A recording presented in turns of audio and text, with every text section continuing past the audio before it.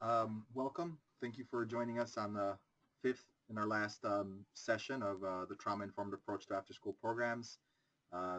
Today's topic is vicarious trauma and self-care, and we're also going to spend a few moments initially just reviewing some of the previous concepts that were presented, and then hopefully we'll have some time at the end for a question and answer session.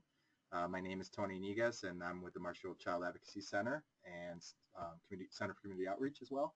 And Jennifer Smith, also with the Marshfield Clinic Center for Community Outreach. So the objectives for today are we want to make some corrections and acknowledgments. We want to review our previous concepts. We want to look at some trauma-informed assessments that you'll be able to utilize for your organization or even as an assessment tool for individual staff members that can just guide you and give you an idea of where you're at in terms of providing services in a trauma-sensitive way to the people that we serve. We also want to share with you a self-care protocol. We're going to talk about, again, vicarious trauma, and then we'll have a question and answer session, and we'll share with you a bunch of resources that are available. Do you want to share about the folders that we're going to hopefully put on the one website? So we are working right now to create a resource folder on the WAN webpage where you will be able to access all of the handouts or links that we have presented during the course of the webinar. So it's my understanding that with the archived webinars, people are not able to access some of the information that we had provided. So we're working to make it easier for everybody to access all of the resources that we've presented. We did just get a question from someone about that you've been muted, and that's normal for for the webinar because we're not actually Jennifer and I are going to be the only ones that are going to be have access to audio during the session. Well, please, any questions or comments, use the question box, and we will address those as we go. Right, and we may not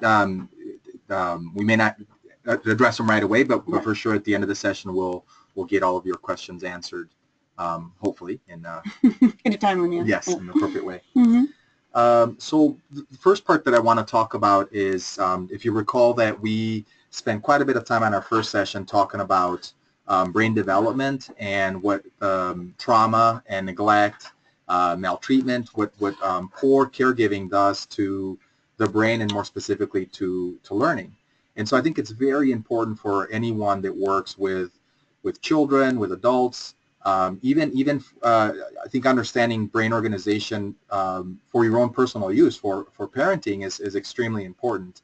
And so the main point that we want you to understand is that the brain really, simplistically broken up into two main sections. You have your lower brain, which we call the primal brain, and this is comprised of your brainstem. And so when we developed in utero, the first little clump of cells that developed was the brainstem.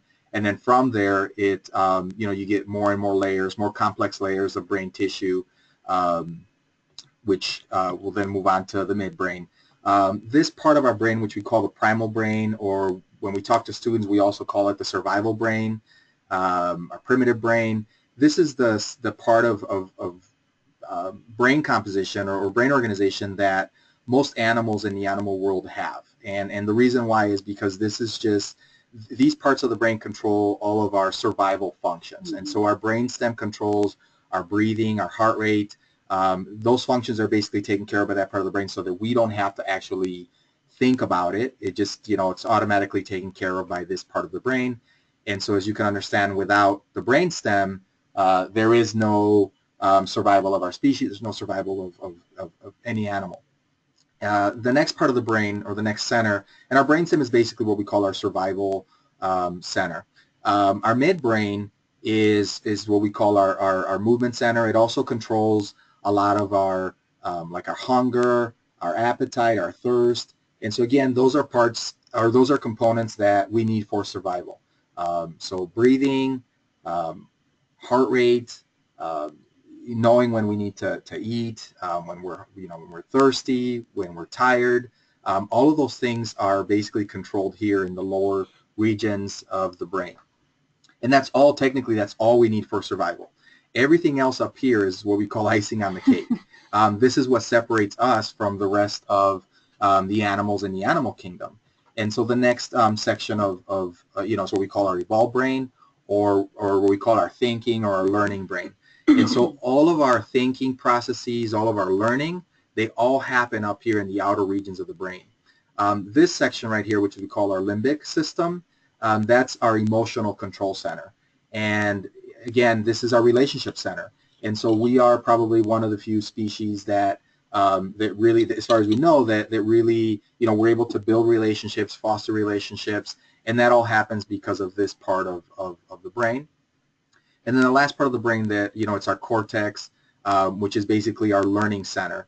And so that's where anything that we want to learn, from a simple fact, a simple activity, skill, how to tie your shoe. Yep, how to sit down, how to sit quietly, how to sit still. If your bladder is full and you have to go to the bathroom, and we expect the child to wait till they raise their hand, all of that happens in the cortex. And so the reason why it's important for us to understand how the brain develops is that when, and I'm sure that all of you will understand this, when we are under severe stress for whatever reason, whether it's a traumatic event, whether it's pressure at work, whether it's, we're running late for an appointment, what ends up happening is these thinking regions of our brain basically shut down, and our body basically engages, or our brain, the lower regions of our brain are the ones that are engaged, the ones that are basically responsible for human survival. When children, and the children that we work with, when they're dealing with poverty at home, with neglect, with physical abuse, what happens is that these parts of the brain shut down, because ultimately they need to survive, and so they find coping mechanisms to to be able to survive. And so we see kids that are hyper responsive. We see kids that hoard food, like they just you give them a snack and they just shovel it in. Again, it's because their brain is telling them that they need to do things that are going to help them survive. And so whether it's fight or flight, that all happens here.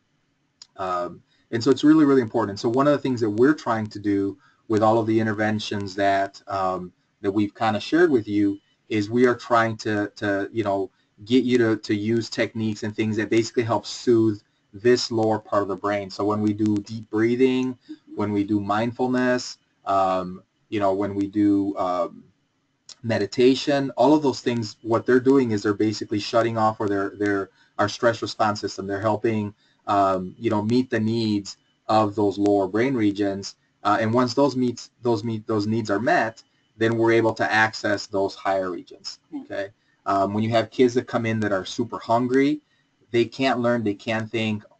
All of their thinking about is survival, and that's that's just the way our brain was organized, and it's for a good reason. Otherwise, if we are constantly having to engage these parts of the brain for survival, we're not going to, our species would not have survived for millions of years. The other components, or the other topics, I guess, that we really kind of hit hard and we spent quite a bit of time on was attachment. And I think both Jennifer and I will, we can't overemphasize the importance of relationships. Everything, any sort of success, whether it's at work, at home, with children, it all revolves around our ability to connect and to bond. Right. And so that is the absolute biggest tool that you have at your disposal. If you're able to make a connection, if you're able to find interesting things about that child, whatever you try to teach them, they're going to be able to process it better. They're going to learn it better. If you're trying to redirect, if you're trying to, let's say that you're dealing with discipline and you're trying to delve a consequence, if you have a good relationship with that child, that consequence and those things that we're trying to teach them are going to be more, they're going to absorb them better, and they're going to, store them in long-term memory, and they're going to be able to access them better at other times. If you look at the years of research that have been done around resilience and building resilience in children, in almost every study that I've read, without exception, Relationships is always comes through as one of the keys to building resilience in children. Having a positive relationship with an adult who is consistent and supportive will have the greatest impact on a child who is living in a stressful environment or a negligent or abusive environment. So really that basic foundation of building relationships is of primary importance. That's where all of this starts. And when we talk about resilience, we cannot build resilience without being exposed to adversity or stress. And so the key point with what Jennifer was saying is that when we think about resilience is that the child or the adult is exposed to a stressful situation, but they have someone there, they have, either peer support, they have a parent, a caregiver, a teacher, someone there that's there to kind of help buffer that stress. And so learning, it's all about stress, so when we think about trying to teach anything, whether it's a skill or a lesson, a math fact, anything that we are trying to teach is, that involves learning is something new, it's something different, it's stressful, you're stressing the brain, the body a little bit, and so if you have someone there who you have a connection with that kind of helps ease that stress, it makes learning more efficient, and it makes it really truly possible. The third concept here that we're looking at is developmental attunement, and so we wanted you to really focus on not necessarily looking at chronology or chronological age, but really looking at where children are developmentally and looking at various domains. So while you might have an 8-year-old that is at an 8-year-old academic level, socially they might be at a 4-year-old level. Emotionally they might be at a 3-year-old level. And so we want to address and basically meet them where they're at. We know that all of our curriculum and all of our learning is sequential. You can't teach quantum physics to a 3-year-old. They have to have learned a lot of more concepts before that. And so that's the same thing that we have to think about when we're dealing with the children that we work with. And we also know that when children are dealing with complex trauma or traumatic events, poverty, developmentally they're not going to grow the same way as children that have the benefit of having attentive and loving, present, caregivers. The fourth concept here was all about mental state and attunement to mental state, and really understanding that when we are, if we're not in a good place mentally ourselves as educators or as service providers, we can't possibly be expected to then provide services for the people that we serve. If we are agitated, upset, stressed out, our responses to poor behaviors or poor actions are going to be reflected by that mental state. And I'm sure that every single one of you out there can relate to that. If think about a scenario or a situation where you weren't in a good mental state for whatever reason, you were upset, angry, and you might have snapped at a coworker, at a child, at a spouse, and where you normally, if you were in a better mental state, you wouldn't have reacted that way. So I think that we have to be really aware and attuned to our own personal mental state and making sure that we are calm and alert and that we're not alarmed, that we're not overly stressed out and overwhelmed. And if we are, then we have to rely on some of our coworkers, on our supervisors to kind of be able to provide maybe a little bit of relief for us, so that we can get to a better mental state to be able to help those children. And then with mental state attunement is, again, we have to be aware of the children's, their mental state as well. If they're in a mental state of alarm or fear, which is the case with kids that are dealing with severe or complex trauma, our responses, can actually help them escalate or dysregulate them even further. And so if they are in a poor mental state, then we can offer some of the techniques that we've kind of gone over, such as, breathing or a physical activity that kind of helps them regulate a little bit better so that they move up to a more positive mental state. And then the last concept here is all about relational regulation, and that we really expect kids from a very early age, we expect them to be able to self-regulate, to be able to exercise self-control. Unfortunately, self-regulation is not something that we are born with. Again, you think back about a newborn infant, they rely on the caregiver to help them regulate. And so the caregiver basically, if the child is hungry, they cry, they get upset, they start to fuss, and then the caregiver basically provides nourishment for them to kind of soothe that pain or that hunger. And so by being attentive and present when in early development, we are basically teaching and modeling self-regulation, or what we call relational regulation. What happens is that when we're dealing with children later on in school that maybe didn't have the benefit of having those attentive caregivers, they don't have those self-regulatory skills. And so it's our responsibility as their teachers, as their care providers, to help them regulate what we call co-regulation. And there's lots of ways that we can do that. Again, if we are in a good, calm mental state, then the kids are going to kind of feed off of that. But if we're agitated and upset, we're actually relationally dysregulating them. Right. So, and I know that Jennifer talked about quite a few scenarios, of how they help co-regulate or relationally regulate children at YouthNet. Right. Right. So as we had talked about, as children come in the building and we see that they're dysregulated, they're anxious, they come running in the building, yelling, finding a calming space, do some activities, playing catch with the ball, so it's very rhythmic and repetitive. Anything where you can provide a calming environment and a calming activity that's rhythmic and repetitive while engaging with the child will help to de-escalate the situation. And that's only going to happen if you have a good relationship, if you've made that connection with that child.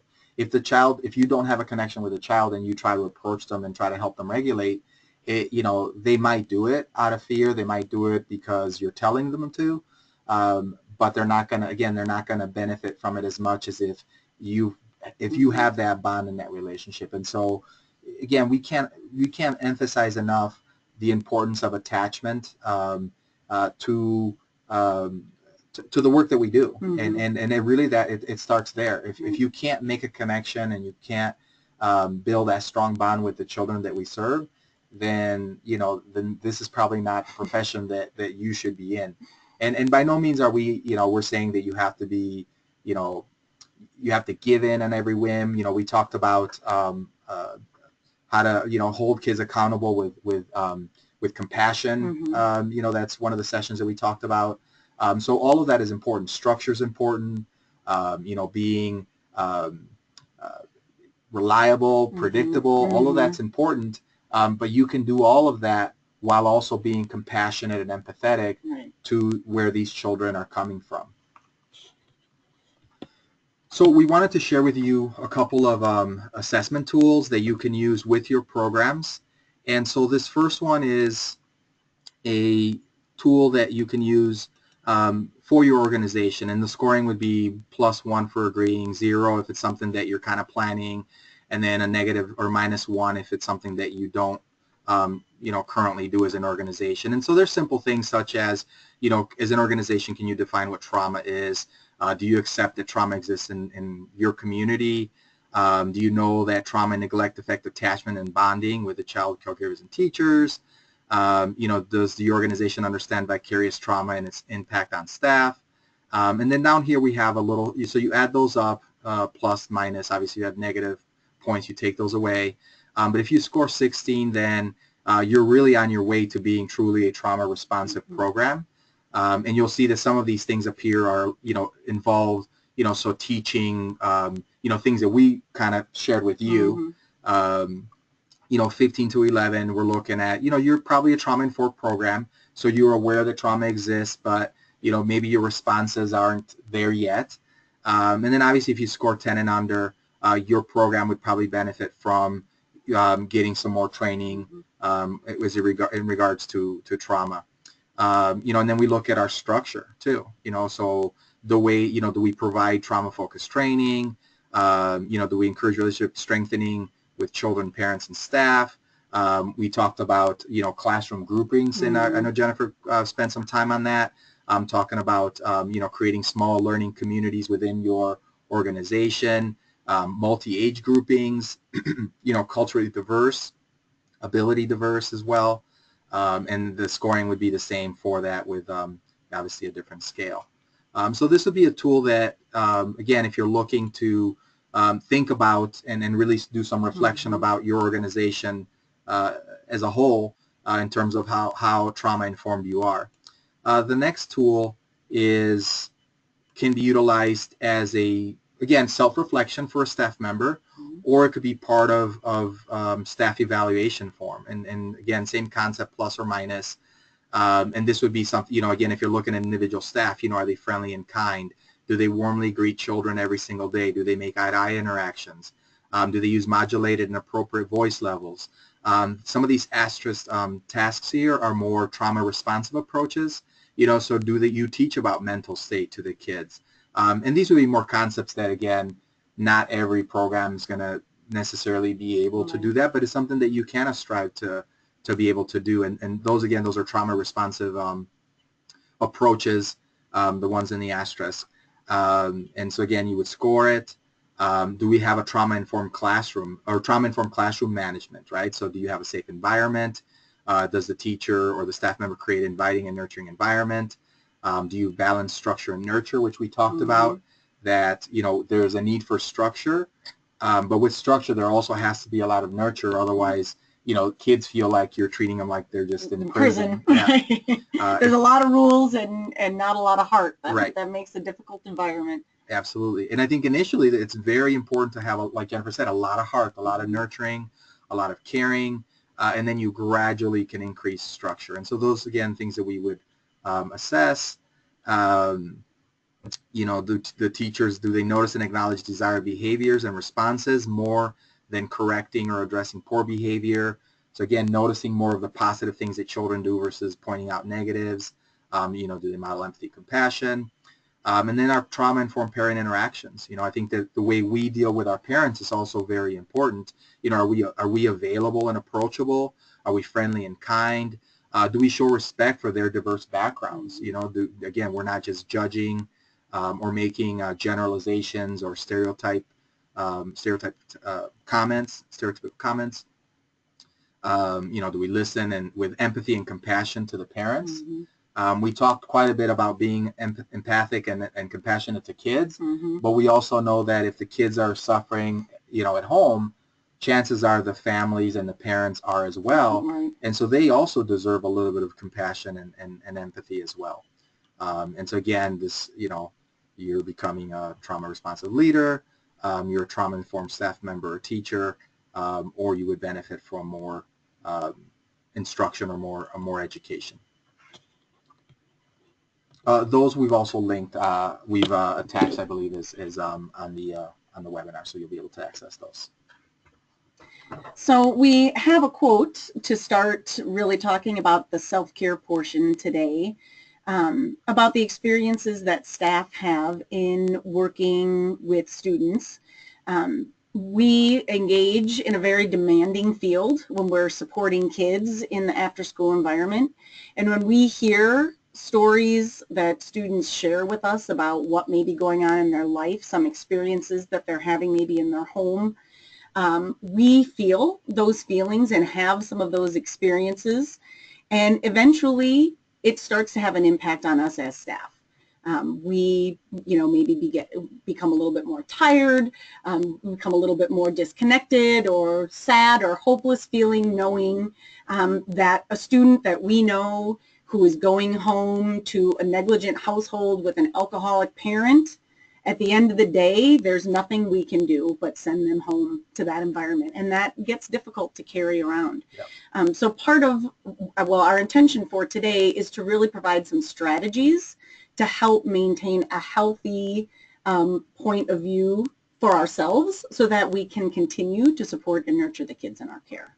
And I think that we've really been hammering the point about attachment and connection, and so we're asking every single one of you to really make that connection and to really bond with that child.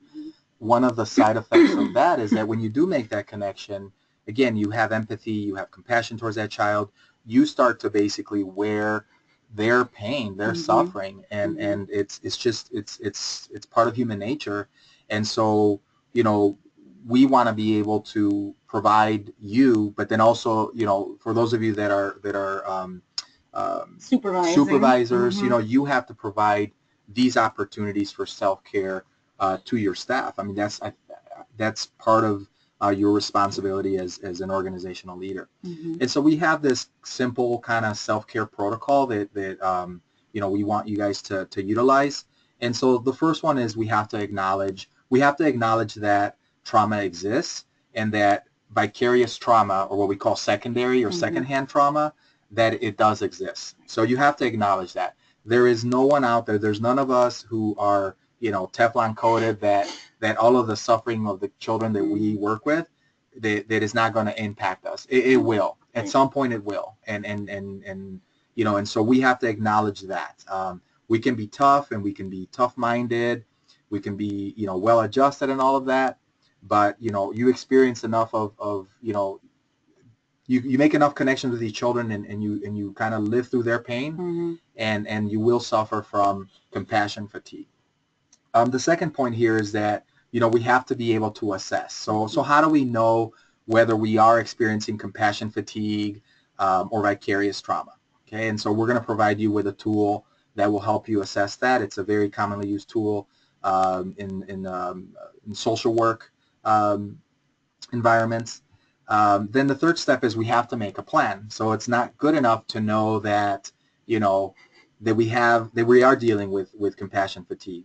But now we have to have a plan. We have to make a plan, and then we have to be able to respond or basically take action with our plan. And then part of responding is also assessing, and we'll kind of provide you with some strategies for that. So again, vicarious trauma is what we call secondhand trauma, and it's something that is very, very common. I think this wonderful painting by Kathy Kollwitz, she painted during World War I,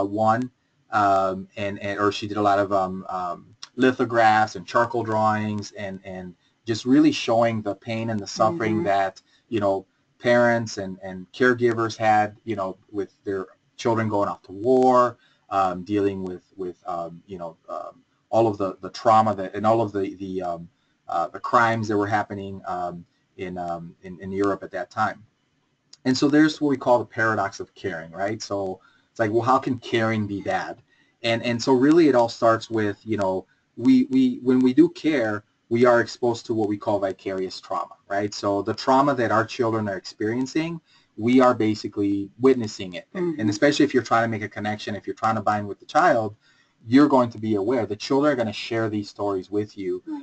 You know, if you're a good caregiver, a good teacher, you're going to want to know where your students are coming from. You're going to have conversations with parents. You're going to have conversations with social workers, with teachers, and you're going to get all this information.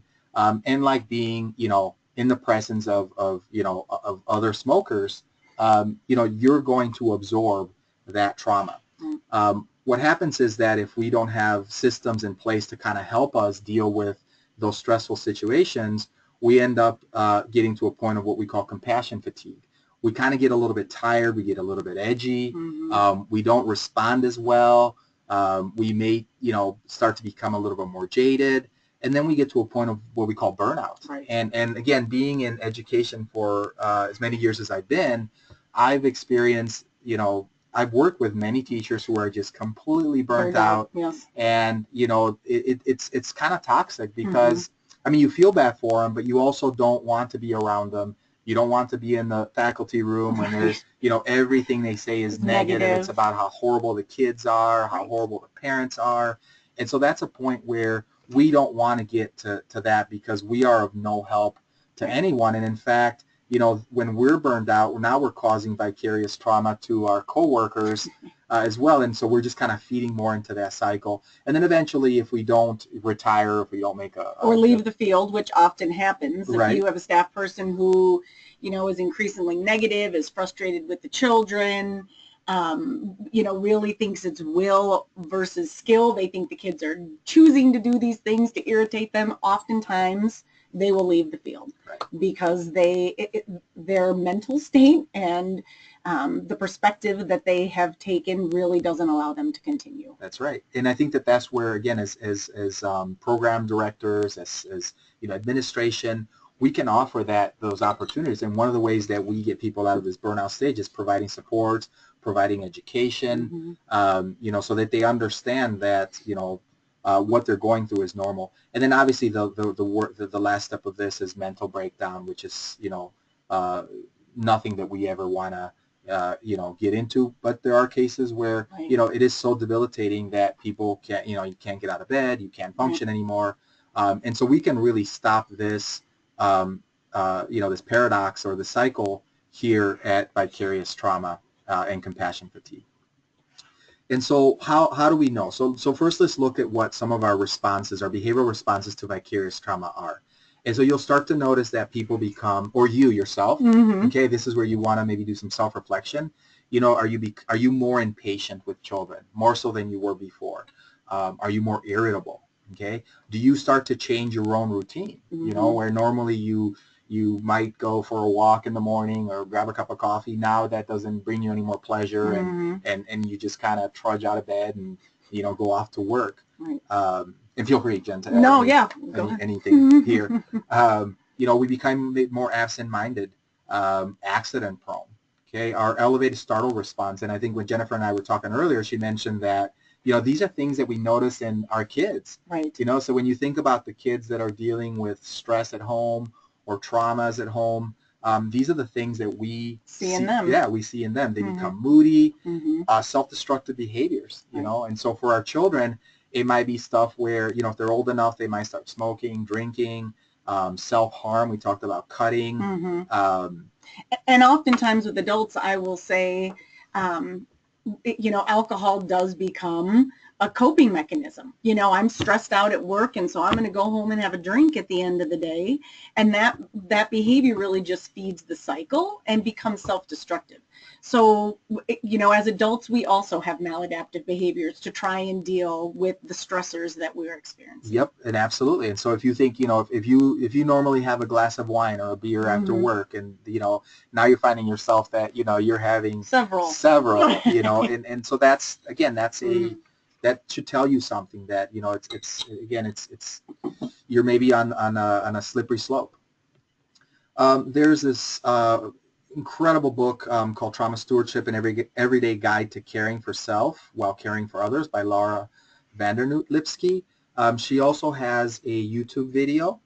She's got a little, like a 20-minute video presentation that kind of talks about this cliff, or this, talks about compassion fatigue. And so you might want to check that out. And, these are some of the warning signs that she really, that we want to look out, for each other. And so within ourselves, but then also within fellow staff members, helplessness, hopelessness, anxiety. Do we have more sadness, depression, anger, and then cynicism? So that, again, cynicism was the one that I saw a lot in some of these faculty rooms, where you just become so cynical about everything. Yes. Someone brings up maybe a new teaching method or a new strategy, and they're like, that's not going to work. No. Why are we going to try that? Yeah. Every day there's something new. Right. Been there, done that. Yes. So those are some of the warning signs. So now we want to look at, what can we do to assess whether we are experiencing compassion fatigue? And so there's this great tool that it's free. It's called the Professional Quality of Life Scale, ProQOL. And here's the site. We'll link to it so you can kind of take a peek at it quickly. And, so basically it asks you, when you help people, you have their contact with their lives. And then it asks you to consider the following questions, and you rate it 1, never, 5, very often. Questions like, as I am happy, I'm preoccupied with more than one person, I feel connected to others, I jumped or am startled by unexpected sounds, I'm not as productive at work because I'm losing sleep over traumatic experience of a person. So it really kind of delves into very specific questions. I'm happy that I chose to do this work. I'm a very caring person. And to be very honest, if you take this question, if you do this questionnaire, when you are in a good mental state, you're going to have a very positive score.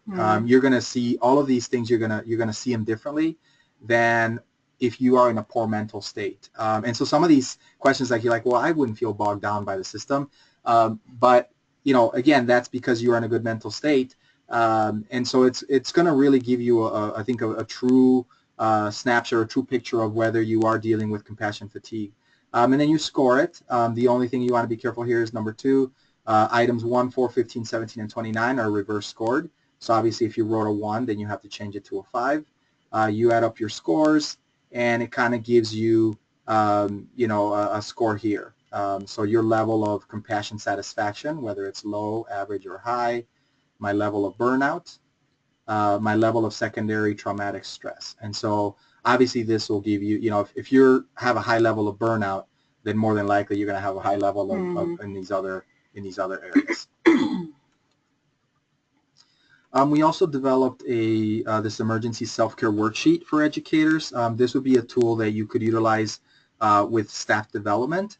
And so what it does is basically it walks you through basically what to do, what to think, and then what to avoid. And so for example, here it says, make a list of what you can do when you are upset that will be good for you. So what are things that help me relax? And then here's some examples to kind of guide you. What do I like to do when I'm in a good mood? And one of the reasons why you want to do that is because when you are in a poor mood, you may want to go back to that activity. Make a list of people that you can contact if you need support or distraction. You can divide the list into who can I call when I'm feeling depressed or anxious? Who can I call when I am lonely? Because this might be 2 different people. Right. And so that's the nice thing about having this list is that it lets you reflect on who your support systems are. Which is very important. Just as we build relationships with kids to help support them, we also have a support network that helps us. Right. And we have to build, and you might realize that you don't have that support network. And so that's something that you need to reflect and really look at. And so again, as a responsible and caring and being trauma responsive to your staff, this would be an activity that you would provide for them to be able to do at work. Who will come over to be with me if I need company? Who will listen? Who will encourage me? Who will remind me to follow my self-care plan? And then here, this is really, really important, which I think, make a list of positive things to say about yourself when you're giving yourself a hard time. And then make a list of what and who to avoid when you are having a hard time. Because we know that, there are, triggers that stress us. Right. And if you can identify those up front, then you will know that if I'm not in a good mental state, I really need to avoid this situation because I know that it's going to trigger me. Yep. And then also think about your peers too. I mean, you might have a coworker that, says, my coworker will agree that these kids are an awful bunch. He will know what I'm feeling. He had them last year and told me every day how awfully they behave. And so these are types of, right. Again, this person's probably suffering from compassion fatigue, potential burnout, and not that you want to just, say like, I don't want to be around you, but, if you're, and you can maybe help them get to a better place, but if you yourself are feeling stressed out, anxious, overworked, overwhelmed, these are probably not the people that you want to rely on for your support. And the last step here is, this little tool asks you to write this plan on a 3x5. And I know that, some of you think like, well, this is kind of hokey. But, these are things that, if anything, it'll help you reflect on whether you have a support system or not. Right. Okay. And so, again, you don't have to necessarily do the card and do all that. But it really helps you reflect on who's there for you. So now that we've assessed whether we have compassion fatigue or not, how do we respond to it? And so there's quite a few support systems out there. The National Child Traumatic Stress Network has a self-care for educators. They have a nice little guide that provides you with some resources. For those of you that, and most of you I believe are in the state of Wisconsin, the Wisconsin Department of Public Instruction has this whole, they have these mental health and trauma modules. They're geared for educators, but they're wonderful. They do have a module there on self-care, which is very, very good. I would suggest that, as part of your staff development. you provide an opportunity for your staff to maybe go through at the very least that one module. Going through all the 13 modules is very time consuming. But at the very least, give them the opportunity to go through the self-care module. That's the right thing to do. And then I'll let Jen kind of talk about some of these. So offering staff some brain breaks. So if you are in the after-school setting and you observe a staff who really seems to be becoming more agitated or irritable, is snapping at some of the kids, recognizing that and intervening and maybe saying, why don't you go walk around the building, or why don't you practice a minute of mindfulness, I'll take over, so that staff has an opportunity to regroup and reset to a better mental state. And we will, I think we have it later, we mentioned this as well, but we will be providing like 1 minute mindfulness MP3 at work so that you can give someone a break, and if they want to go for a quick walk, they can just listen to that MP3 to help practice a little moment of mindfulness. Yeah, and just like with our kids, when we talked about providing these interventions for them, like we don't mandate, like we don't tell the child, you need to go take a 2-minute brain break. Right. It's more of you approach the staff member in a way that hey, right. let me take over for a little bit, right. And then again, you have this plan in place already that when that other staff member says, let me help you out for a few minutes, then that's your cue to right. To do some of this self-care for or mindfulness for yourself. Right. And I think if you have this conversation up front with all of your staff and acknowledge, like we talked about, that this exists and you are going to feel that way. You're not a bad person if you get frustrated sometimes. That is part of what happens. It won't be uncomfortable or won't feel like you're judging them because they're not able to be perfect all the time, right. because you've established that right. This is part of how we support each other.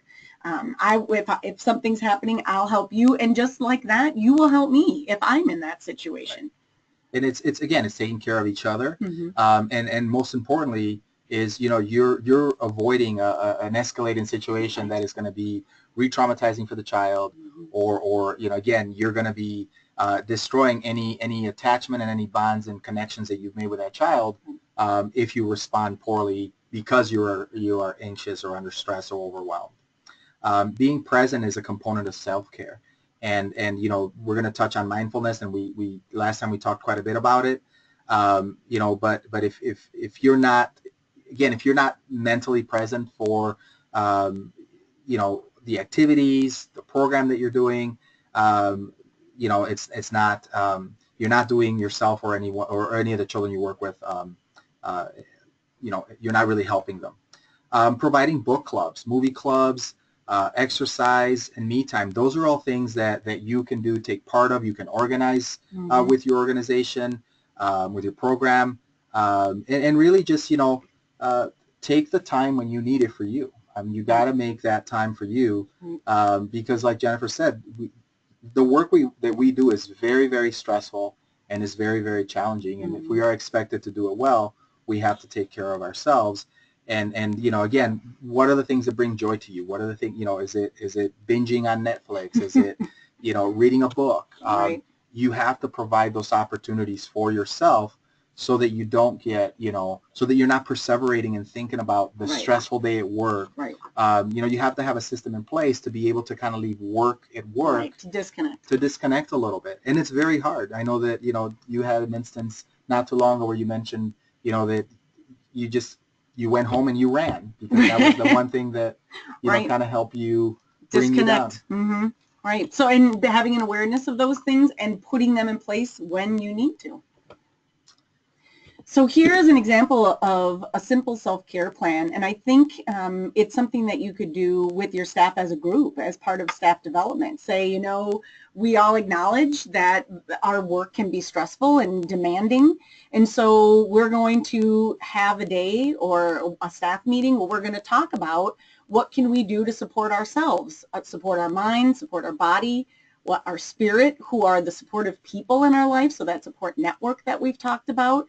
I enjoy reading, and so I'm going to support my mind when I'm having thoughts about a student in a program, and I know that tonight they're home, maybe I'm going to sit down and I'll read a book, and that will help me to feed my mind with some more positive thoughts. Same thing with your body, providing time for exercise, eating some healthy foods, and what nurtures your spirit. What are things that you do that make you feel happy and experience some joy? And then setting some goals for yourself so that you're looking beyond just right now, but what do I want to accomplish, and kind of keeping your eye and your mind on some of those things as well.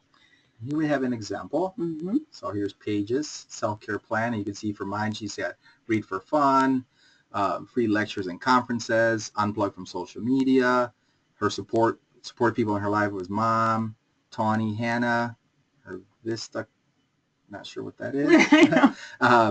Yoga, clean eating, hiking maybe. Drinking plenty of water, getting enough sleep. Yep. For spirit, I mean, you can go the route of meditation. It could be journaling, community service and volunteering, connecting with family and friends. And then, her accomplishments. Find something positive in every situation. Finish second, Vista year strong. This is more specific to their program, I'm guessing. Relinquish control sometimes. Get outside more. Yep. Just experience nature. Sometimes that in and of itself can be calming. And this, the finding something positive is something that Jen's going to talk a little bit more about here. So there's some research out there about gratitude journaling, looking at the human brain and how, for whatever reason, it's easier for us to focus on negative things. Our brain naturally gravitates to what is wrong with the situation. And so part of what we can do to help refocus is practice a gratitude log, gratitude journaling, where each day just reflecting on 3 things for which you are grateful. It's a very simple exercise. You can do it in less than 5 minutes. And actually, this is an exercise that we do with kids in our after-school program to try and help them. We find sometimes you ask them how their day went and they tell you terrible, and you ask them to give you one good thing and they can't think of a single good thing. And it could be as simple as, I had Doritos in my lunch today and Doritos are my favorite. It doesn't have to be an overwhelming positive experience, but the little things throughout your day that bring you joy and that you are grateful for. And what research has shown is if you do this consistently over a period of 3 weeks, you will retrain your brain to start looking for those positive things rather than naturally gravitating towards those negative things. So we will have the complete sheet. We kind of put a snippet on here for the purpose of the webinar. There are tons of gratitude journals. If you enjoy journaling, you can go out and buy a beautiful gratitude journal that'll have quotes, and you can, write each day the things that you are thankful for. But it's another way to just help you reset and focus on the things that are positive in your life. And the nice thing about using this tool also with the children you work with is that, like Jen said, is that, when we know that when people are in a poor mental state, when you are under stress, if I asked any of you and you're under stress and I asked you to make a list of all of your qualities, that list would probably include quite a few negative type things. But when you're not under stress, when you're in a good mental state, you're able really to look at all of the positive things about yourself. Right. And so this little gratitude log, I think, kind of helps you keep things in perspective, especially as you start to become overwhelmed. And then if you do use it with the kids that you work with, I think it teaches them, how to look at, the good qualities that they do possess. And in some cases, you're going to have to probably help them with that, right. And so you can model, a simple gratitude thing is, I'm grateful that I get to work with you today. Right. And so again, you're helping build their self-esteem. But really, we really want you to focus initially with this tool for you. Right. As a support for you. That's right, as the caregiver. So now, how do we take care of our staff? How do we care? How do we care for those that care for others? And so, we've been mentioning staff development, right? And I think it's really, really important to make time for self-care for your staff. And so one of the things that you can do, depending on how, if you go year round or if you're only seasonal, that ProQual, that compassion fatigue assessment, provide your staff an opportunity to fill that out, at the very least twice a year. And then once you fill those out, provide opportunities to develop that self-care plan. And it could be very simple, like the one, that we saw that had those three, that Venn diagram with three things. And then the next component is, and I'll let Jen talk a little bit about, is mindfulschools.org. So Mindful Schools, I've mentioned in previous webinars, has an online course, has multiple online courses. One is to help teach mindfulness to students, but the foundational course is developing your own mindfulness practice. And it's a 6-week course that's done online. I would encourage you, if you are interested in investigating some of those opportunities, they do offer reduced tuition rates, and I would recommend that you apply for those. Our staff who went through the Mindful Schools program, every one of us received a reduced tuition. So it is definitely worth your while to go through that process and see. It was $75 was the cost for the first 6-week class for our staff. So it wasn't overly expensive, and it really helps you to develop your own practice. So it's a week by week. They give you guided meditations, you have readings, they have webinars essentially that you watch the staff talking about mindfulness, what it is, how it helps your brain, and it gives you really a foundation to start practicing mindfulness as an individual. Right. And I think that once you have a strong grasp of it, then you're probably, the reason why the curriculum is set up this way is that once you understand it personally, you're able to teach it to children. But really, again, the focus for us here is, for you guys to provide it to your staff. And so if you have, let's say you have funds available for trauma stewardship, for self-care, any of that, for staff development, $75 would be money well spent. Right. Where again, not only are you providing your staff members with the tools to take care of themselves, but then you're also providing them with tools to be able to teach the children about mindfulness and to be able to implement it into their program. Sorry for the repetition again on the BPI self-care module.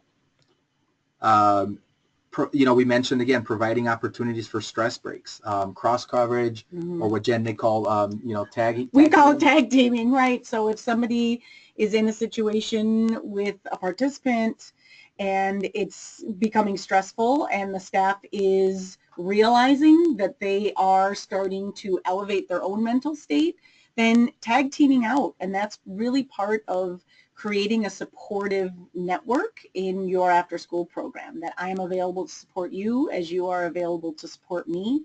The 1-minute mindfulness I had mentioned, that was part of the mindfulschools.org foundation curriculum, was mindfulness at work. And there are 3 little MP3s. One is 1 minute, one is 3 minutes, one is 5 minutes. And that's just an opportunity. Staff don't have to do that, but if it is helpful to them, that is something that they can practice. Smiling Mind also has an app and a web page. They have it broken down for the workplace, for personal wellness, and for education. So there's multiple components of how you can integrate mindfulness in all of those settings. So it will help with self-care, and then you can also utilize some of the resources for your participants. Right. But the nice thing about Smiling Mind, it's a free app, it's a free web page, right. And again, the portal that addresses staff needs, I think it's fantastic. But then you can also, again, they have quite a bit for student use. They can help you teach mindfulness with children. And then partnering with organizations in your community, yoga studios, meditation, kickboxing, martial arts. We always think about bringing these services to our kids, right. but we don't bring them for ourselves. And so, I would imagine that, a lot of these local organizations, they would value the work that you do with children. And I think that it would be, it'd be important for them to really understand the value of what you do, but then also the value of having healthy staff, and maybe providing some of these services at a discount. Right. Who knows, they might even donate some of these services. Again, if you have any funds or if there are any grants that you can apply for that deal with trauma stewardship, then that would be money well spent. You're bringing some of these things for your staff so that they're able to take care of themselves. Right. And I would just mention with the meditation, one of the things that we have done at YouthNet, and I will admit that it's difficult sometimes to sustain because our jobs are so demanding and we have so much going on, but we designated one day a week, 15 minutes before staff would typically arrive, and we spent 15 minutes doing a guided meditation as a staff. We sat in a room that was carpeted on the floor. We played it off of my laptop, and you could lay down, you could sit, you could close your eyes, you could not, whatever. And as a group, we would just participate in this guided meditation just to try and help all of us reset, and we were practicing together. So we were all, it was also a team building activity, but it was also self-care. And I know that, there's some folks out there who think that all this is a little hokey and maybe hippy dippy or whatever you might want to call it. But, really what it all comes down to is, we talk about our mental state, and all of these activities, whether it's, simple exercise, simple movement, yoga, breathing, all of those things, what they're doing is they're basically, they're resetting your stress response system. They're basically putting your, they're getting you into a better mental state so that you're able to learn, teach, to be able to function better. And so it's really, there's a huge benefit for it. And so I think that if you're skeptical, give it a shot. Right. Without cynicism, and you'll see the benefits. And there is quite a bit of research to support it.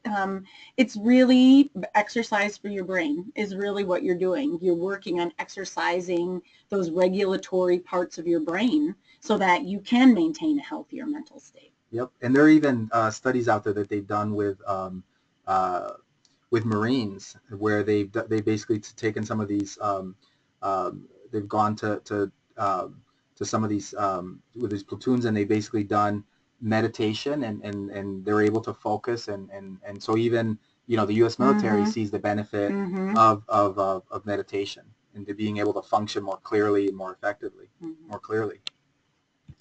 So here's some resources, and we've they're attached, so you can kind of see them on the webinar. We won't go through we won't go through them, but you'll be able to download them for those of you that have signed up. And then we just want to kind of remind you that you can view the entire series here. Or share it with staff if you know that they were not able to participate. That may be something that they can do when it's convenient now that they're archived. Absolutely. Here's some resources. So again, we have the Marshfield Child Advocacy Center. There's our website, Marshfield Clinic YouthNet. You've heard Jen talk a lot about their program and a lot of the things that they're doing with children. So you can go on their webpage and see some pictures and stuff like that. I'd be remiss if I didn't thank the Child Trauma Academy. Most of the training and a lot of the information that we've gathered for this training session has been through the neurosequential model in education. Dr. Perry has a lot of good books. The Boy Who Was Raised as a Dog is one that's very popular that I think would kind of give you an introduction into what trauma does and a little bit about brain organization. There's this wonderful book called Doodles, Dances, and Ditties. It's a somatosensory handbook from Mount St. Vincent's Creative Arts. You can find this on Amazon. And this book has a lot of different activities that really they're using movement, simple movement, and our senses, whether it's sight, sound, touch, to really help children regulate. And so we talked a lot about, pattern, repetitive, and rhythmic movement. This is a wonderful little book that has a lot of very good strategies for you. Earlier we talked about collaborative problem solving, and that was through Think Kids and Dr. Stuart Ablon. And so this is a wonderful program that really focuses on that three-step approach to problem solving, which is basically to be empathic, to listen first without judging. Then you get to share your point of view. That's our relational component, and then we problem solve together. And it's not the adult solution to the problem, right. But it's a mutual solution between the adult and the child that addresses each individual's issue or concern. That's right. That's right. And then the DPI self-care modules. Dr. Karen Purvis, Trust-Based Relational Intervention out of TCU. And this is where I have to make a correction. Earlier on in the series, I had this written as trauma-based. It is not trauma-based. It's trust-based relational intervention. So my apologies for that. Dr. Bloom, she's a creator of the Sanctuary Model, the National Child Trauma Stress Network, the Amazing Teen Brain. You can find that online as well, and they have a lot of wonderful resources for teens that talk about how their brain develops and how they're more susceptible to intoxicants and to addictive things like alcohol and drugs. Brain Boosters is a neurodeck that has a series of cards that gives you activities that target the different brain regions. So whether you want to target the brain stem for just basic gross movement, you target the midbrain, the limbic for relationship building, or the cortex for cortical or for more complex and for learning. Green Tree Yoga, a lot of you are familiar with Brain Connection, Go Noodle, Rhythm Connect, and Capacitar toolkits. Here's our contact information. We would like to thank you for participating in the webinar. We hope that you truly enjoyed it. Found it beneficial, and that there are some practical applications that you can take away with you. We will go ahead and open it up for questions. So if any of you have any questions, we'd love to take this time to answer them.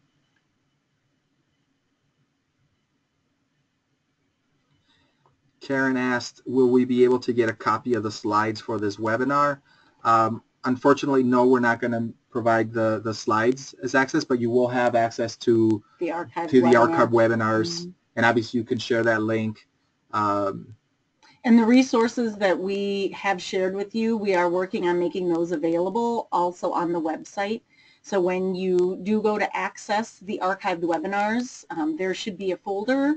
Hopefully within this week or by next week sometime, there will be a folder so that you can access all of the information in terms of the assessments and things that we shared so that you can utilize those in your programs. Right. And we will, we'll look at, potentially, we can't share all of the slides, right. But we can maybe pare down and put some of the more important information into a PDF slide format that you guys would be able to access on that resource folder through one. Any other questions?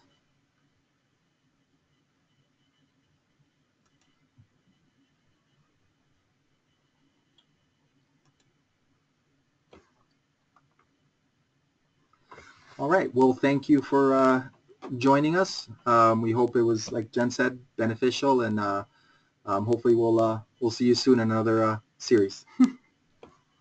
Have a great week.